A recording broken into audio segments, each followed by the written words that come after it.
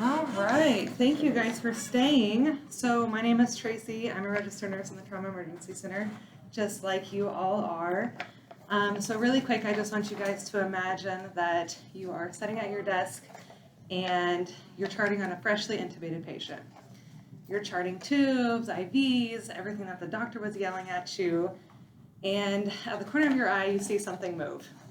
And you look up and you see your freshly intubated patient staring you in the eye, staring into your soul, about to perform a self-extubation. So not a great situation to be in. So the purpose of nonviolent restraints is often to provide safety for our patients, sometimes for ourselves from our patients, and they can allow us to continue care for those patients.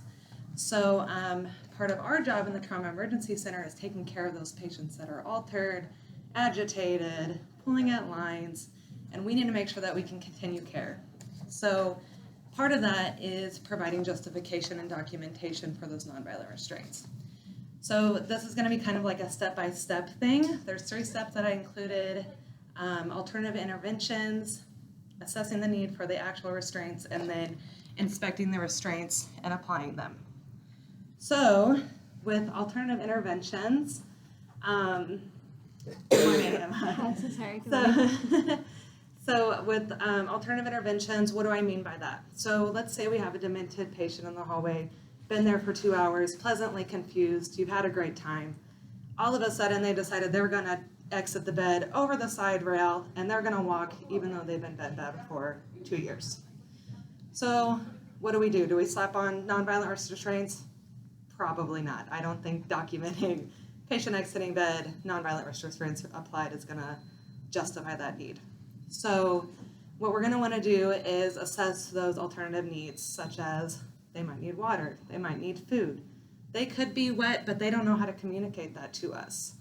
So the way of their communicating that is that they got to go. They're getting out of bed. So as long as we assess those needs and we document that we provided those bathroom needs, or we provided them water, now they're resting comfortably, good deal, we've assessed it, great. Step number 2 is assessing the need for the nonviolent restraints. So we tried all those alternative interventions, none of them have worked. Now the patient is pulling out their IV, they're pulling out their Foley, they're swatting at us, and we're unable to continue providing care. So that is kind of a point and click system when we put in the order, but if you can document a blank note that says you attempted alternative interventions, none of them worked, this is what's happening, provider notified. We can't apply restraints in an emergency without the provider, but you want to immediately let the provider know as soon as you get those restraints applied. So that protects you, also provides that justification for the patient. So the 3rd step is going to be actually inspecting this nonviolent restraint, making sure. So you're going to want to look at it, make sure that there's nothing sharp in there, nothing that's going to poke them or tear their skin up, cause them any cuts or rashes. And when you apply it, thank you, you're going to want to make sure that you can fit at least 2 fingers underneath there. Well, if you can apply it appropriately. Put your strap on. This is way too tight. I'm going to cut circulation off to his arm. So make sure that you can put 2 fingers underneath there. And then you're going to take this side of the restraint. This is going to go to the top of the bed on a non-moving part of the bed so that we don't hurt the patient if we release the side rail. And then you're going to want to do that non-slip restraint. If you need help doing that, let me know. I am kind of a pro at it. And then this bottom restraint is going to go to the bottom of the bed. So we don't need their arm to be like this on the bed. We don't, let them have a little bit of movement. We don't need to restrict their blood flow, okay?